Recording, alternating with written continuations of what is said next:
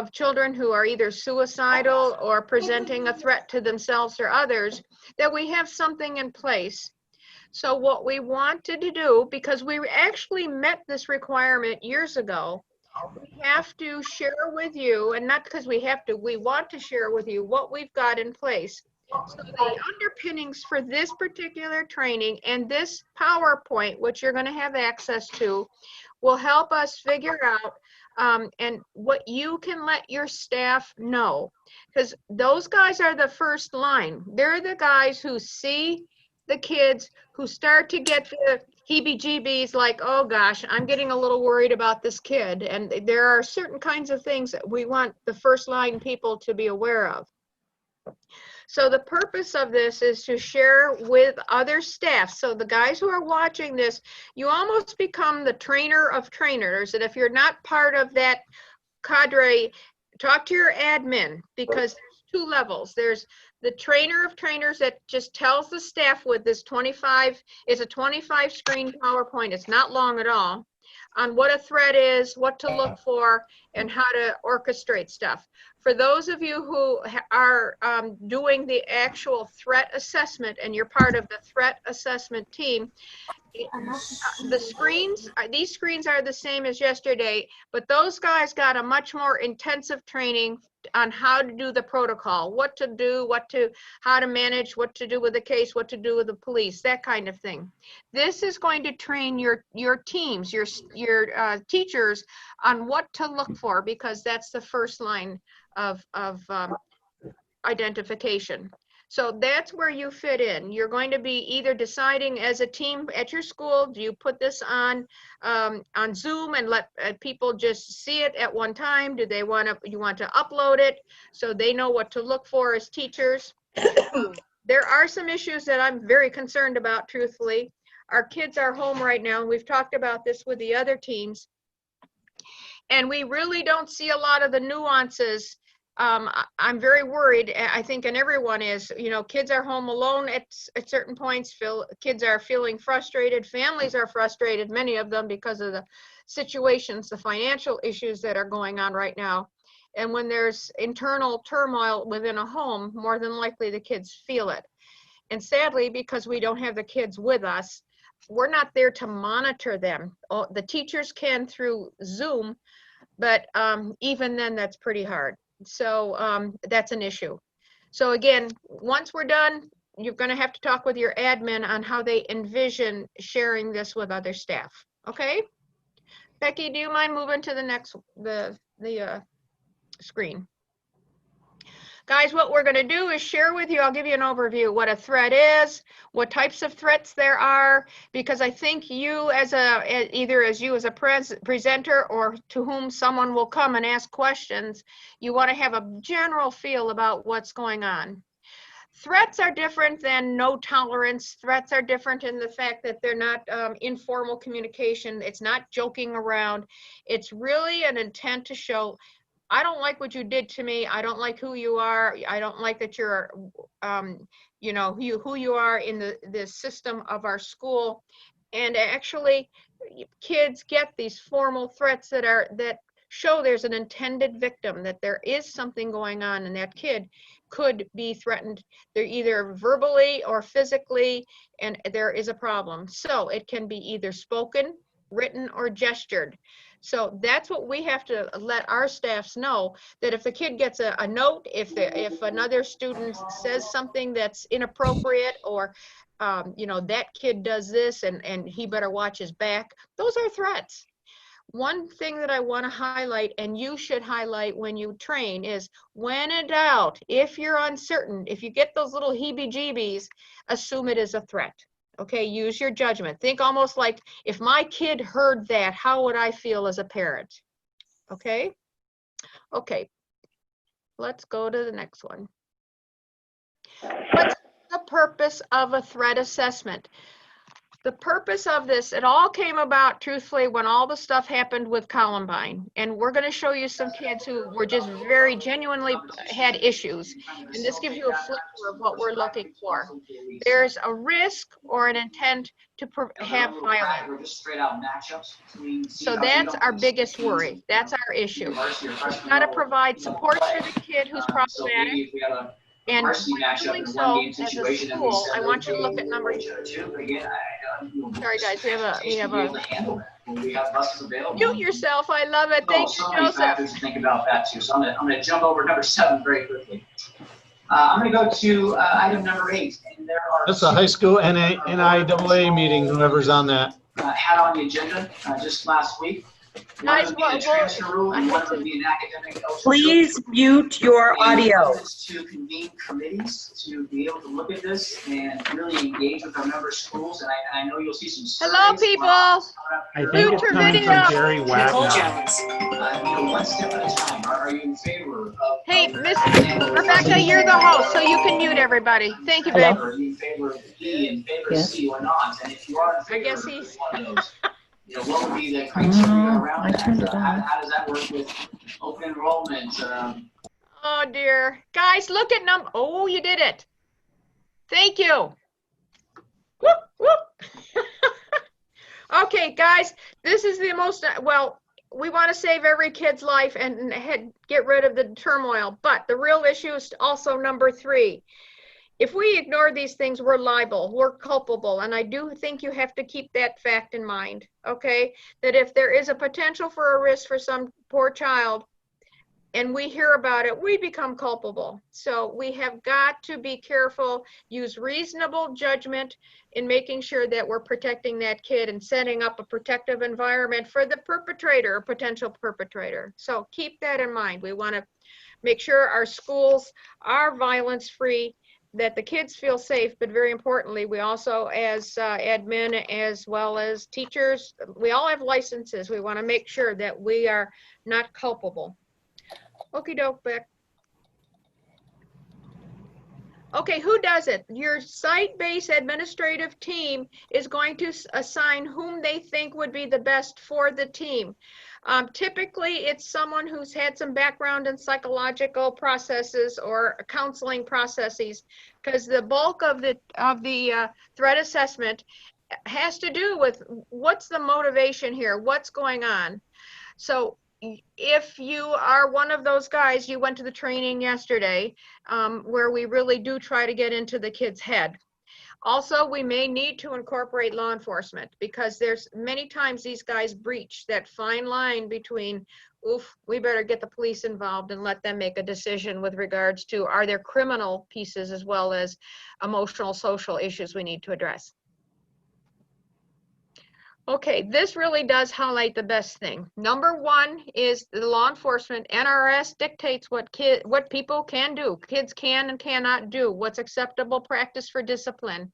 Within each school situation, there are regulations for discipline.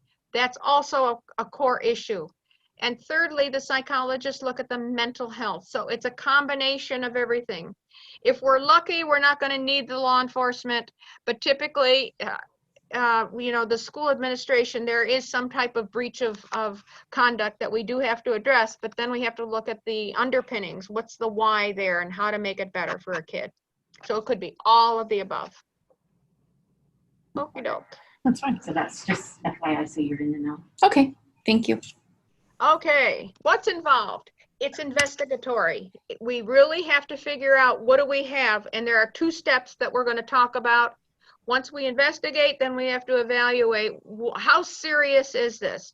Oftentimes, there are 2 levels of seriousness, and I don't want to I don't want to jump too fast. So a core issue is how serious it is, how do we intervene to make it stop, and then what do we do to provide interventions so we can keep our kids safe, save a kid. Truthfully, that's the issue.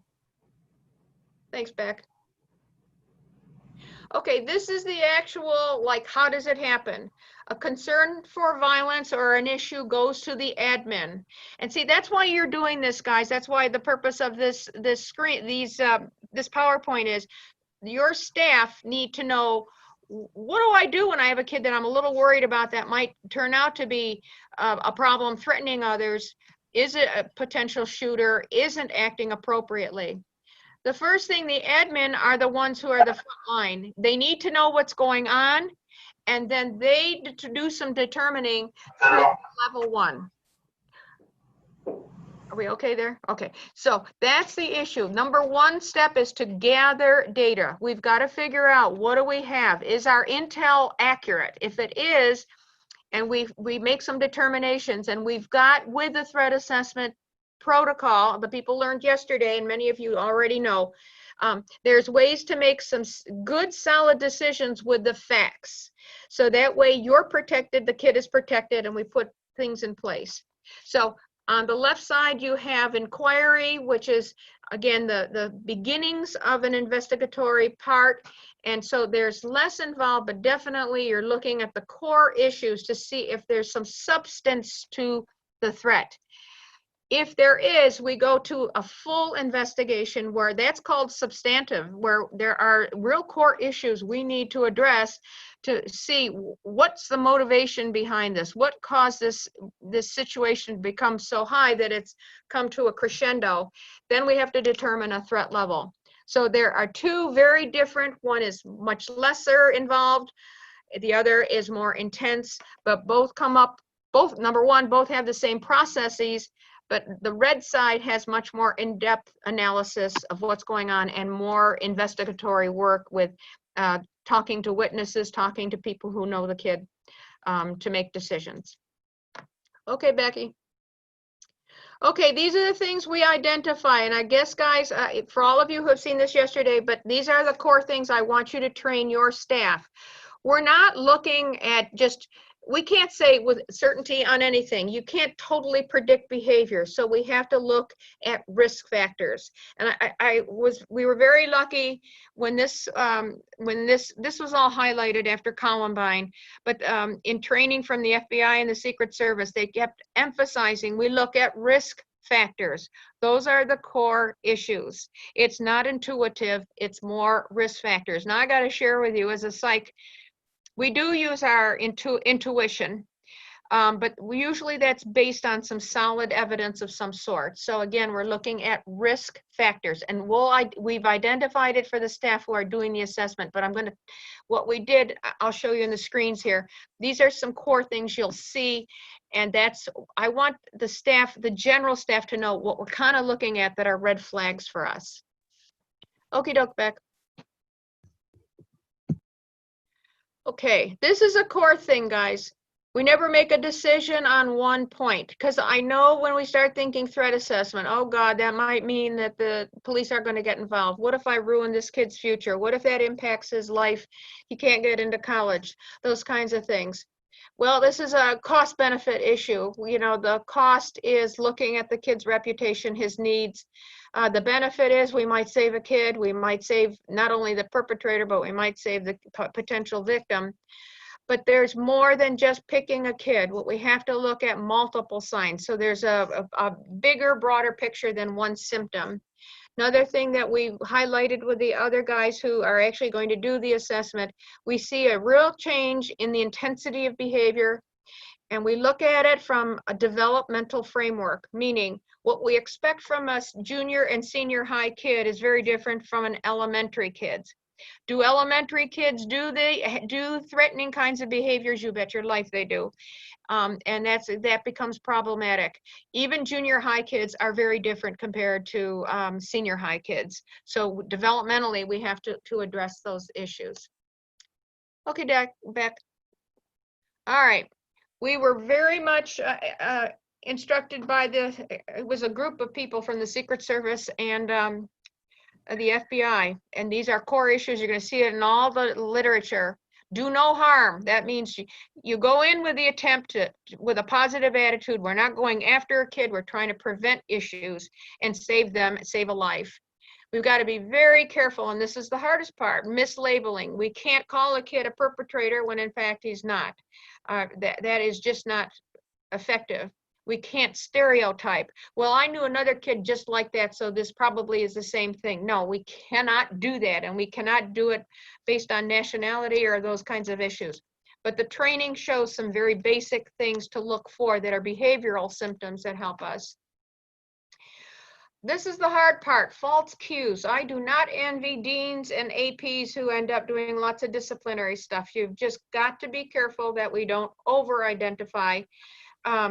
But you got to know your red flags, and that's the purpose of the trainings is there are some core things that are like, whoop, whoop, they're red flags to tell us that. And again, keep it within the developmental context. You got to look at the kid's age, what their interest levels are, and does this kid get to the fringe? That's the issue, a fringy kid that we're worried about. And the more intervention, the better. The more early intervention, the better it is. Okie doke, Beck. Okay, guys, I have a couple of screens here. I want you to look at them. The reason I did it, Becky, this is like a double kick. I'm probably going to have to change this, and guys, maybe we should do that for you. But what I did was highlight okay, I got to tell you a couple things. When this all started and we had one after another of shootings, there were some identifiers, and that's where I kind of like, I cringe a little bit when they say there isn't a pattern. Oh, yes, there is. You can see some same points here, and that's why I put these up here for you. And I'll explain what I'm talking about. There are some core things that are very problematic that are red flags for us.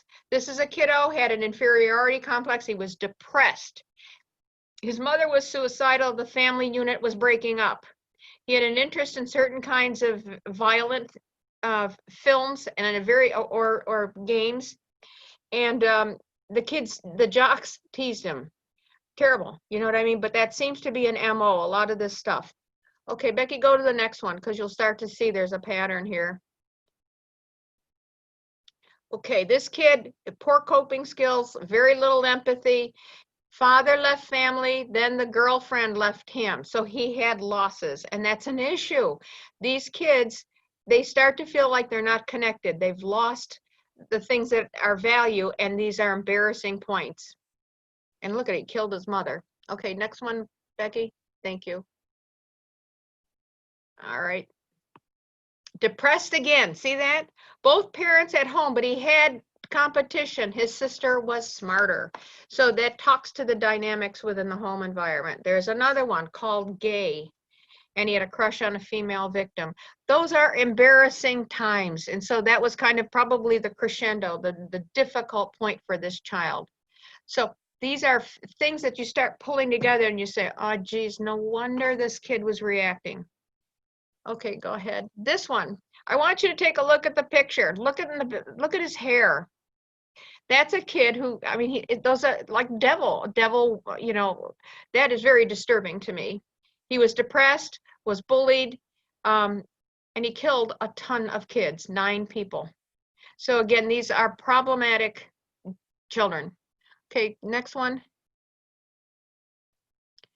Okay, this is one I brought up at the training yesterday. The reason is it was very disturbing to me. There were 2 kids, and what they did was they pulled the fire alarm at the school. They were both absent that day, pulled the fire alarm, and made all the kids, everybody exited. So guys, if you're admins, this is something to think about. They pulled the fire alarm, and then it was shooting practice. They just went after the kids who were flying out of the school. We had the fortune or misfortune. It was fortune because she was trying to help us. But we had the principal of that school who was there when this occurred. She said she had to go outside and walk over the children's bodies and identify the ones who were hurt and could be saved. To me, that's horrific. So again, these kids had planned it well. They called them mean-spirited kids, rejected by girlfriends. Again, that same kind of MO, even though they're saying please don't profile, but you can see there's some patterns here that are problematic. But that poor principal, she was beside herself, and she said that was the worst ever experience you could have. Okay, Becky, thank you. If of these kids' pictures you look at and you say, holy smokes, again, depressed, tortured animals. And what we trained the staff was there are developmental indicators. You can see, though, the music is always edgy. Parents were home, had a smart sister. The kid was expelled from school. Again, very problematic issues that we need to look at. Okay. Depressed again. Do you see there are some patterns that are worrisome. It doesn't mean every depressed kid is going to be a shooter, guys. But again, when you take a full picture, and that threat assessment process is very lengthy, but really does help us define some of the presenting issues. Okay, next one. And of course, here's Columbine. It's all over the place. That is a problem. Poor kids, though, again, there's a pattern. They were teased. They were kind of rejected by the rest of the group, called faggots, which is, of course, is very derogatory and not cool. But again, highlights the issues. And this, honestly, this threat assessment piece, and we talked about it to the group yesterday, highlights the bigger picture of what's the atmosphere within your school environment. Kids need to know these behaviors are unacceptable, but also they need to have an environment that is protective for them. So again, this highlighted that. Okie doke. Another one. This one's very interesting in the fact there's depression again, OCD. He killed his mother, then he committed suicide. Many of these kids are just so disturbed that it's very problematic. But again, just shows you the illness that's involved, and these are very problematic kids. And he went back. He was 20 years old and went back to the school. So again, it highlights some issues. If we can catch a kid before they get to this point, it would be wonderful. Okie doke. Another one, I look at that face and it makes me ill, truthfully. Mental health issues, was expelled. Mind you, a couple of other ones were expelled. Used the internet. He found out more information about,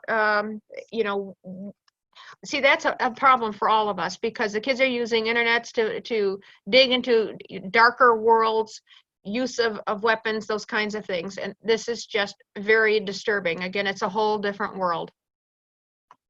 Okay. Now, what this does, and I wanted you to see it, I have to share with you.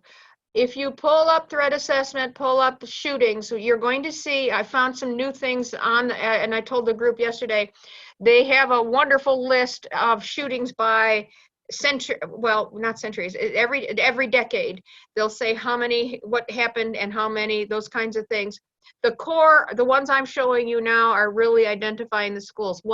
There has been a concerted effort with communication. You don't see a lot of this anymore, because what happened was they began to see that there were problems. If kids wanted to go out with a bang, they would do these kinds of things because they liked having all the press. So there isn't a lot of solid press on this anymore. So, but this is the kind of thing that was happening. It's definitely, there is a problem, and I will show you another statistic. I think it's the next screen. Here it is. Guys, it's not declining, it's increasing. Okay, if you can see here, in the 90s, 1990 to 99, it was an average of 7 kids. And what that D is, dead, the total number of dead. See, that didn't fly over. I'm so sorry about that. The total number of dead was 73, 105 for 2010 to 2018, 156, just in that time frame. So it's increasing. It's not decreasing. And I think we got to be very careful, especially now we've got such an unusual circumstance with so many medical issues going on, and COVID, and kids being confined, and we really do have to be careful. Okie doke. Violence defined. There are different types of violence. The ones we think, the underpinnings is the motivation. What motivates a kid? The ones I think we're most worried about is instrumental and evoked. Instrumental is the kid has a need for power, some type of advantage that shows them that they're in control. Or evoked, they get so mad at the world, they feel so diminished in their worth that they're going to go do this. And again, what happens is it's for power and showing that they've got some control. The expressive is, I think, much more unusual. It's from brain damage, that kind of thing. And it says then mental illness. You'll figure it out when you see a kid. You'll know the ones that are mentally ill from a variety of by the information. So again, those are the reasons why they said in all the research and listening to these Secret Service FBI guys, it's typically mixed. It's not just one thing, but there's a whole bunch of reasons going on. Okay. Again, understanding violence. We're not worried about the kid who is just a thug. Some of our kids are troubled and have difficulties, but they don't shoot or kill others. The real issue is the one who targets somebody, has a serious plan, and then our worry, of course, is that they're going to do it. That's the big problem. Okay, Becky. Okay, again, we're trying to teach our staff, what does a threat assessment do?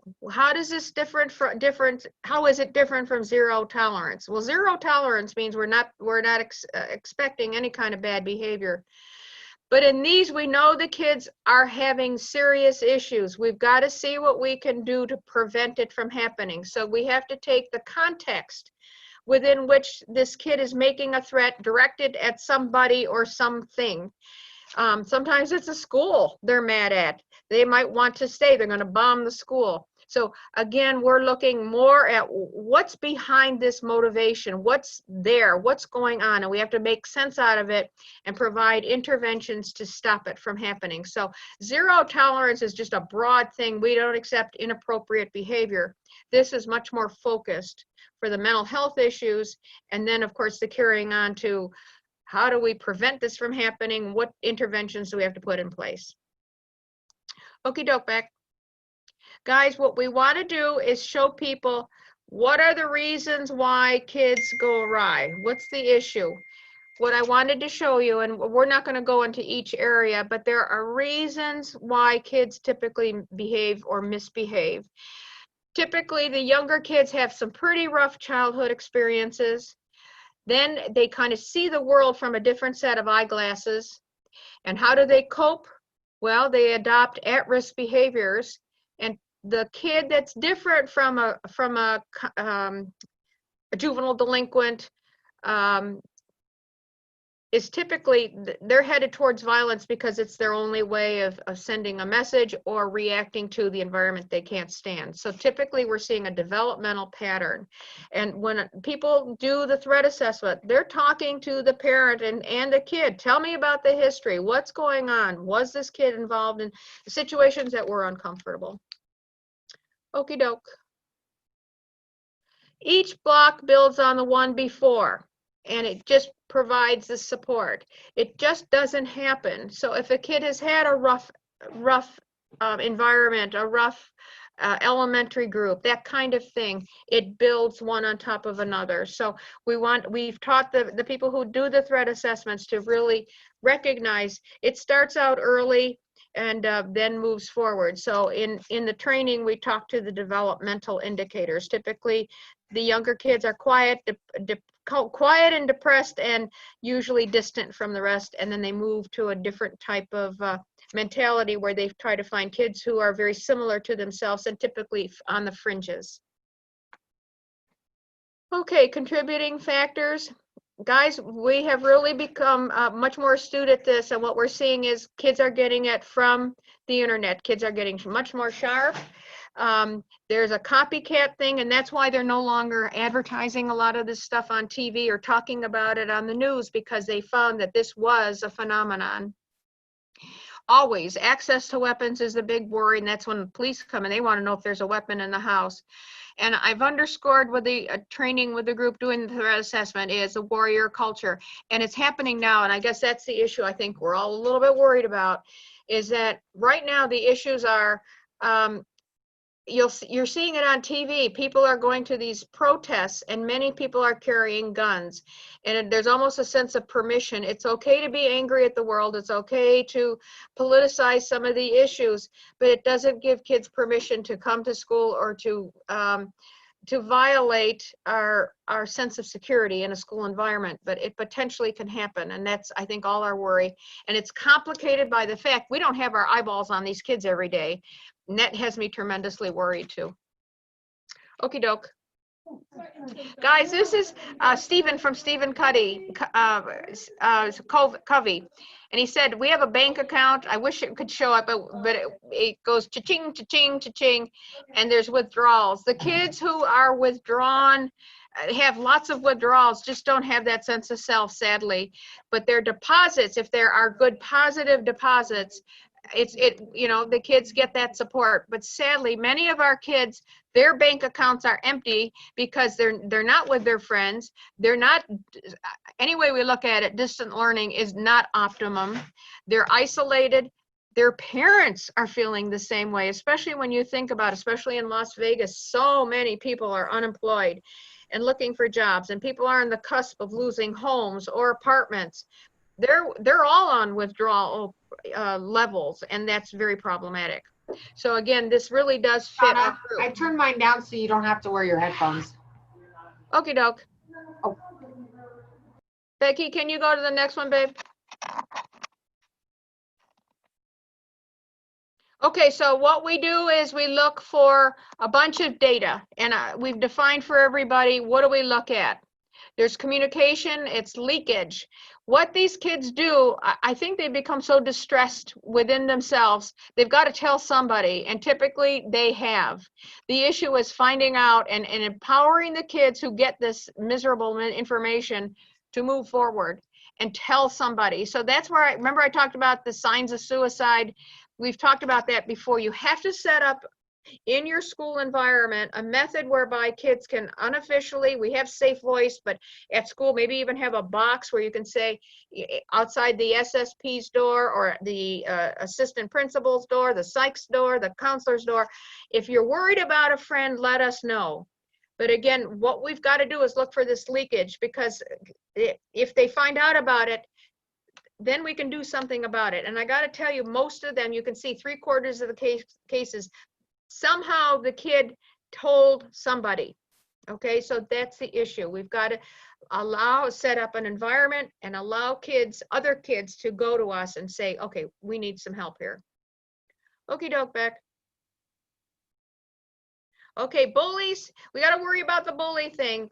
And these kids, many times it overlaps, and most of the time it does. They don't know how to control their lives, and sadly what happens is they handle it by bullying others because they too have been bullied. Okay, so that's how they manage control, because they feel like they have no control. Okie doke. Okay, bullying is, most times they're the victim at home, and they learn how to bully from others because the family environment is so rough. And again, if you look at all the other symptoms, and we're trying to identify for you what it is. We've told the people who are doing the training, who are doing the actual protocol, this is what you look for when you listen to the kid and then talk to the parents. But I think our staffs need to know and listen for kind of punitive reactions and watch parents, because if they put 2 and 2 together and see a kid appears to be disturbed and then they've got some issues, we've got a problem. We've got a problem. But these kids are bullies or victims. Another piece is it's intergenerational. These kids learn from the parents typically. So they handle their way of managing situations by becoming overreactive and they are a victim at home, and then they use those same skills. Okie doke. We want you to be aware of, and guys, please keep an eye on this when you do tell your teachers. There are kids who are hot-tempered and very anxious, show anger, lots of anger, retaliation, and out of control. And there's the other side of the coin on that scale of justice, where they're very insecure, very lonely, very separated from the rest. So there is an element of truth when they say, there is no pattern, no profile, because you can have both sides here. Or one very low aggressive kid, very passive, non-aggressive kid can become hot-tempered and very angry because he's reached his limit. So again, these are the kinds of kids we're looking for, and we train the people who are doing the threat assessments to be aware it could be on either side of the scale. Okay, compounding the problem. And guys, I got to share with you, especially as you get into junior and senior high, we hope that they'll grow out of their problems, but they don't. Typically, the problems get much more serious, more ingrained. So that communication from elementary to junior high, junior to senior high, guys, keep in touch with each other so you can. We're not targeting kids, but we do need to know who's got that short fuse and who might have some issues. But again, that becomes very, I'm just saying it's making me scared because I don't want anyone to feel like we're targeting or profiling kids, because we're not. But again, you know, keep an eye. The kids don't grow out of their problems. Intervention has to happen. Okie doke. All right, there are 5 prongs we taught people what to do, okay? They look at personality, they look at the environment at school and at home, they look at any triggering or precipitating events, and they weigh them out to the stability factors in their home environment. They gather data, and this is what we're trying to do. So it's a very thorough process.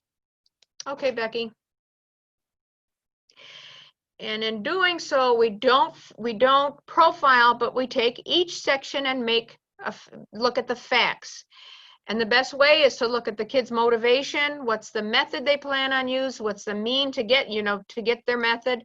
And do they have the moxie, the mental and skill set to do what they choose to do? So again, we're really looking at some very core issues. So it's not just, okay, this is a problem kid, whatever. There are some core things that our teachers need to know that we're looking at to make a decision in doing the threat assessment. The stuff on the side are other things: pathway to violence, where they fit in, how fast they become problematic, what's the direction of problems, because sometimes they're flat, and boom, they've had a miserable experience, and then we see issues, and how intense they are. Many kids are low liars, and then boom, we've got a problem. So our teachers need to kind of they're our eyeballs for us. We need to know what they see. So that way it helps the threat assessment team make some broad decisions on facts. Okay? All right, this is that pathway to violence. Becky, if you keep hitting the thing, it'll go forward. And what we're trying to figure out, where is that kid in this method? Have they just thought about hurting somebody, or have they done a lot of research and planning? We've got to make a decision where that kid fits in. The kids who are, remember how I said there's a level 1 and 2. Level 1, they're just thinking about it, or they're just mad at the world and there's a grievance. Other kids who have more seriously involved, and that's where you'll see your threat assessment team doing a more comprehensive approach.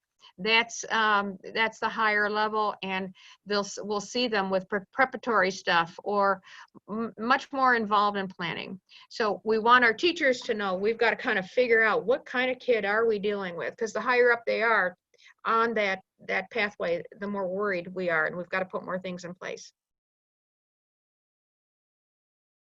Okay, again, it's not one symptom, one signal. It's accumulation of a whole bunch of things in that kid's life. Oftentimes, it's no connection, sense of rejection. It's a whole bunch of things. So again, we're looking at the full picture. And that's where we want our teachers to know, guys, it's not one little piece. So if you just see something and you're worried, keep an eye on the kid. But when you start to accumulate a bunch of factors, then we've got to look at what those factors are. Okie doke.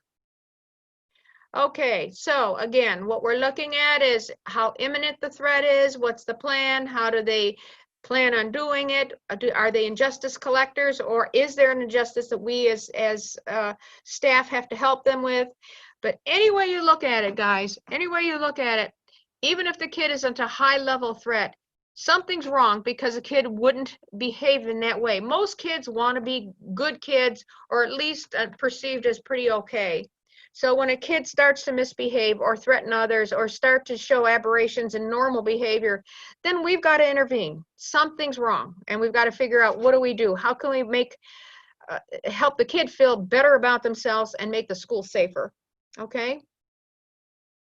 Okay, Becky.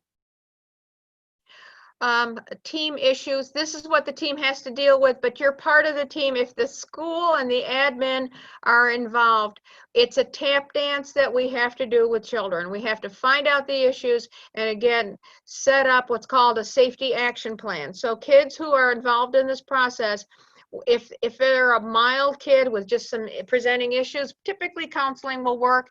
And we want the kid to know we've got a safety plan in place for them. When they feel panicky, when they're at risk for acting out, you know, who's a safe person, what's a safe place for them. So again, there's something in place and the teachers need to know that there is going to be a plan and that they may become part of that. Okie doke. Okay, again, we can't be reactive. We'll fail. So that's why we're trying to help say to staff, this is not, we're trying to be preventative. So again, we've got to think ahead. It can't be strictly punitive and zero tolerance. It has to be much more involved for planning and redemption, helping them to get stronger. Okay. And that is the end of it. So guys, what I want you to start thinking about, if you've been chosen to be the person to be the trainer of trainers, in essence, trying to tell your teachers what to look for, what we tried to do was give you the basics of what we're looking for in a threat assessment.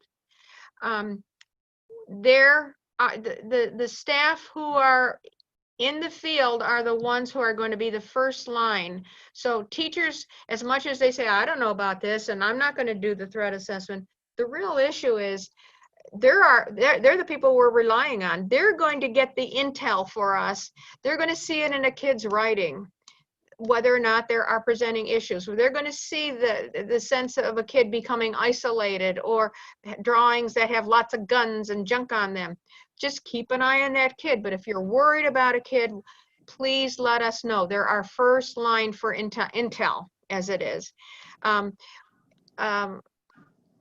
They need to know that admin are supportive of it. They're not, the teachers aren't crazy. They have good intuitions. And that's where I kind of get a little nervous when we say we can't profile, but we know in our hearts when we see a kid, there are issues, then we've got to do something for them.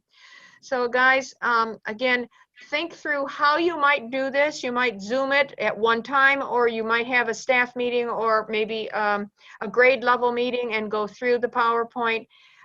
If they have questions, I hope we can answer them. If you have questions, please contact me. We'll answer anything, help you in any way. But again, what we've got to do is, number one, get that front line, the teacher group and the whatchamacalls, the support staff aware of what to look for. But again, we're looking for a global picture of patterns, just not one incident. So they have to know the process, recognize what they're identifying, and we've got to support them. And then of course, you guys too need to be in touch with your team. I make sure the team is identified, that they know the process well enough, because this is pretty stressful stuff. Now, are there any questions? I'm looking at the chat stuff. If there are questions, you're welcome to send them, put them up or send them to me. And I'm Rosemary Virtuoso. Send them to me. We'll answer anything. We'll help you in any way. But again, now the state of Nevada is insisting that everyone get information. That's why we're giving you this PowerPoint. It will be uploaded, so that way you can talk through it. If you have any questions about any of the screens, I want to know so I can help you. And if I see a pattern, we'll have to change the screen. We'll do that. We'll do anything we can to help you with this situation. Rosemary, Yes, my dear. could you explain or help me understand why none of the people that you highlighted were girls? I can't. There are very few. It's typically males. And there's no statistic that gives us any insight into that? Yeah, I have not found one female. Wow. Isn't that something? Okay. Yeah. Yeah, very interesting. Okay. Yeah. Well, the question in the chat room is, where is it being uploaded? You know what? Good question. Because we have so many people in so many different who act in so many different capacities, I don't know the best place to upload it. What are our suggestions? Yeah. Guys, what are your suggestions? I know that Google, the Google Docs, but is that just special ed only? What is a? No, I Okay. could upload it and share it with each person who has participated in this. Or I could email it to the participants. Same with the video, share the video from this recorded presentation. That's a good Um, point too. Yeah, that's a good point. I'm pretty sure we'll have a list of participants, right? Yes, yes. Now, two people asked, can we email it? We'll have to ask Nancy, what's the protocol? I know on the big PowerPoint, she's uploading it. Guys, I don't know. We'll find out for you. Did everybody signed in, right? So we know who's here. I think we'll be okay. Okay, the last video was emailed to everyone by Nancy. Okay, we'll have to find out. My understanding was they were going to put it on Google Docs or whatever, let's say since 1982. By mail. Look at this. See that? Did you see that? Been carried out by mail. See, that's. See, we're actually profiling, but that's what it is. You can't find a female yet. There may be. And the other thing is, well, I'm just not even going to say that. Oh, So say it. Say it. What? No. No, I'm fine. Okay. Never mind. I will make sure that you receive the PowerPoint. I understand that the video would not be as helpful to you.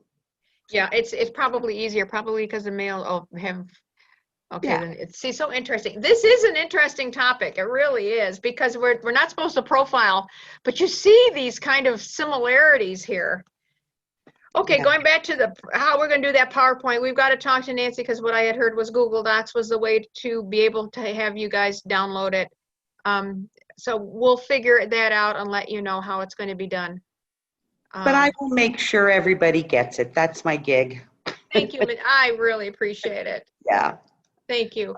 Guys, if you have questions, please let us know. You can send me an email to Rosemary Virtuoso. I'll do whatever I can to help you. Oh, how sweet. Thank you. Thank you all for help. We'll do anything we can to help you. This is a challenging topic, and I'm concerned when the kids come back. So I think we all are. Yeah. All right, guys, thanks for your time. We appreciate you very much. Thank you. So much. Thank you. You too. Thanks so much, Rosemary. Good to You're see you. welcome, guys. Glad Good I to was see able to you get all. in. We appreciate it. Good to see you. See you too. Bye-bye. Bye-bye. Okay. Becky, thank you for helping me. Of course. You're a wonderful Vanna. Oh. Okay.